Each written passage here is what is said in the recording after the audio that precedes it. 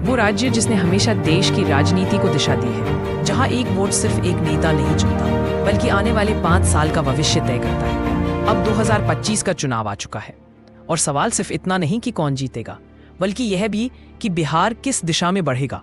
Screen पर text Bihar election 2025 जनता बनाम वादे। Voice over. चुनाव आयोग ने ऐलान कर दिया है, बिहार की 243 विधानसभा सीटों के लिए 2 चरणों में मतदान होगा। पहला चरण 6 नवंबर को 121 सीटों पर, दूसरा चरण 11 नवंबर को बाकी 122 सीटों पर और 14 नवंबर को तय होगा किसकी सरकार बनेगी। विजुअल।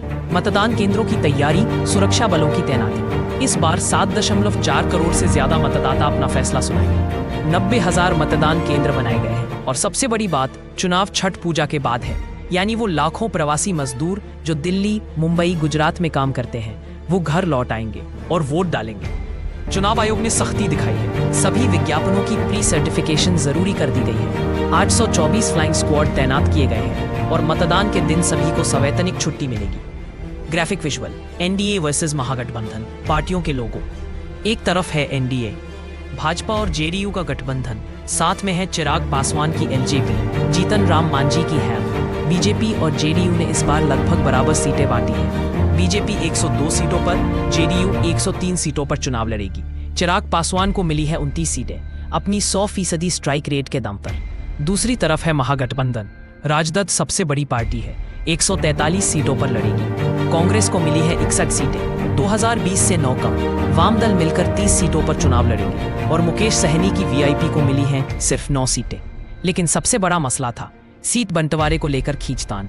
नामांकन के आखिरी दिन तक फैसला नहीं हो पाया और नतीजा, महागठबंधन ने 243 सीटों पर 254 उम्मीदवार उतार दिए, यानी 11-12 सीटों पर खुद ही आपस में लड़ रहे हैं। कांग्रेस और राजद 6 सीटों पर आमने सामने। कांग्रेस और सीपीआई 4 सीटों पर टकराव में। तेजस्वी यादव के युवा भाषणों के footage, press conference. Voice over.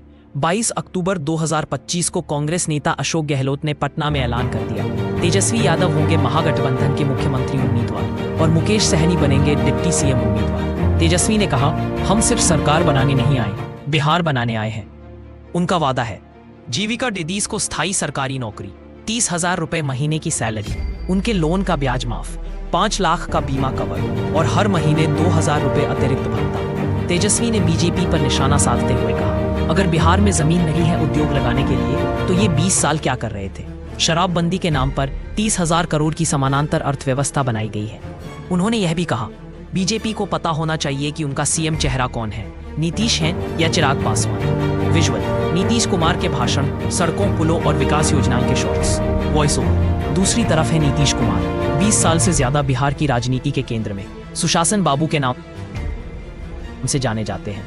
उन्होंने कहा, 2005 में जब हमारी सरकार बनी तब लोग शाम को घर से बाहर नहीं निकल सकते थे। आज कोई डर नहीं, कोई दंगा नहीं, हमने कानून व्यवस्था बहाल की, सड़कें बनाई, बिजली दी। एनडीए का वादा है, अगले 5 सालों में 1 करोड़ युवाओं को रोजगार। महिलाओं के लिए मुख्यमंत्री महिला रोजगार योजना, 75 लाख महिलाओं के खाते में 10,000 रुपए ट्रांसफर किए गए हैं। लेकिन सवाल उठ रहे हैं, क्या 20 साल काफी नहीं थे? नीतीश कुमार ने कई बार गठबंधन बदला, पहले एनडीए, फिर महागठबंधन, फिर वापस एनडीए। ये उनके खिलाफ एंटी इनकम्बेंसी का मुद्दा बन गया है। बैकग्राउंड, बेरोजगार युवा, शहरों में जाम, महिला वोटर्स, खेतों में किसान। बिहार की सबसे बड़ी समस्या है बेरोजगारी। सरकारी आंकड़ों के मुताबिक 15 से 29 साल की उम्र में 9.9% बेरोजगारी दर है, लेकिन जमीनी हकीकत इससे कहीं ज्यादा गंभीर है। हर साल लाखों युवा बिहार छोड़कर दिल्ली, मुंबई, गुजरात जा रहे हैं। गांवों में लोग कहते हैं, बेटा पढ़ के बाहर चला जाता है, लौटकर कोई नहीं आता। ये माइग्रेशन क्राइसिस बिहार की पहचान बन गया है। दूसरा बड़ा मुद्दा है बुनियादी ढांचा। स्वास्थ्य, शिक्षा, सड़कें, सब कुछ कमजोर है। हालिया बारिश में अस्पताल, स्कूल, सड़कें सब जलमग्न हो गई। शहरी योजना की कमी साफ दिख रही है।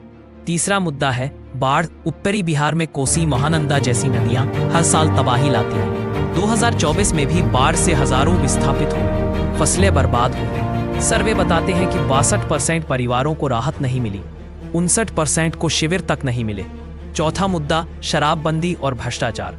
2016 में नीतीश सरकार ने शराबबंदी लागू की थी, लेकिन आज बिहार में शराब खुलेआम बिक रही है, सिर्फ कीमतें दोगुनी हैं। तेजस्वी यादव का आरोप, शराबबंदी के नाम पर 30,000 करोड़ की काली अर्थव्यवस्था बनाई गई। नकली शराब से दर्जनों मौतें हो चुकी हैं। और भ्रष्टाचार, चूहों ने पुलों को खा लिया, चूहों ने दवाइयां पी ली, ये बहाने अब मजाक बन चुके हैं। ग्राफिक विजुअल, जाति आधारित वोट प्रतिशत का चार्ट, वॉइस ओवर। बिहार की राजनीति जाति के बिना अधूरी है। 2023 की जाति जनगणना ने सब कुछ बदल दिया। अनुसूचित जाति अब 20% है, 2011 से 4% ज्यादा। रविदास, पासवान और मुसहर, ये 3 समुदाय एससी आबादी का 65% है। 2020 में एनडीए ने 38 में से 37 एससी सीटें जीती थी। इस बार एससी वोटर ही किंग मेकर साबित हो सकते हैं। ओबीसी वोटर यादव, कुशवाहा, कुर्मी, कोयरी करीब 50% है। राजद ने 143 में से 77 ओबीसी उम्मीदवार उतारे हैं, जिसमें 53 यादव है, जबकि जेडीयू ने 37 ओबीसी उम्मीदवार दिए हैं। बीजेपी ने अपर कास्ट पर ज्यादा फोकस किया है, 49 उम्मीदवार। इस बार एक नई बात है, युवा पहली बार जाति से ज्यादा रोजगार को लेकर सोच रहे हैं। 18 से 25 साल के 1.2 करोड़ वोटर हैं। ये वो वर्ग है जो किसी भी समीकरण को बदल सकता है। विजुअल, मतदान केंद्रों पर महिलाएं, self help groups, voice over. Bihar में महिलाएं इस चुनाव की असली ताकत है। 2015 और 2020 में महिलाओं ने पुरुषों से ज्यादा वोट डाले। 2020 में 59.7% महिलाएं बनाम 54.7% पुरुष। महिलाएं 157 में से 157 सीटों पर निर्णायक साबित हुई। एनडीए ने महिला वोटरों को टारगेट किया है। बेटियों को साइकिल, जीविका दीदी कार्यक्रम, 10,000 रुपये का ट्रांसफर। 2020 के चुनाव में 18 से 29 साल की 40% महिलाओं ने एनडीए को वोट दिया। लेकिन महागठबंधन भी पीछे नहीं। तेजस्वी ने जीविका दीदीज को स्थायी नौकरी और 30,000 की सैलरी का वादा किया है। हालांकि इस बार एक चिंताजनक बात भी सामने आई। 15 सालों में पहली बार महिला पुरुष वोटर अनुपात गिर गया है। 2020 में 890 महिलाएं प्रति 1000 पुरुष थी, 890 रह गई हैं। सिर प्रक्रिया में गड़बड़ी और प्रवासन को इसकी वजह बताया जा रहा है। विजुअल, प्रशांत किशोर की पदयात्रा, रैलियां, वॉइस ओवर। इस बार बिहार में एक नया खिलाड़ी भी है, प्रशांत किशोर की जनसुराज पार्टी। 2 साल की पदयात्रा, 5000 गांव, 1 करोड़ सदस्यता का दावा। प्रशांत किशोर ने सभी 243 सीटों पर उम्मीदवार उतारे हैं। उनका एजेंडा है शिक्षा, रोजगार, पेंशन, लोन, भूमि सुधार। वो कहते हैं शराबबंदी हटाकर 20,000 करोड़ रुपए सालाना कमाए जा सकते हैं। लेकिन प्रशांत किशोर ने खुद चुनाव नहीं लड़ने का फैसला किया है। उनका कहना है 100 सीटें जीतनी होंगी वरना हार मान लेंगे। राजनीतिक विश्लेषकों का मानना है कि जनसुराज एनडीए या महागठबंधन के वोट काट सकती है, लेकिन सरकार बनाना मुश्किल है। ग्राफिक्स, ओपिनियन पोल के नतीजे, वॉइस ओवर। चुनाव से पहले कई ओपिनियन पोल आए हैं।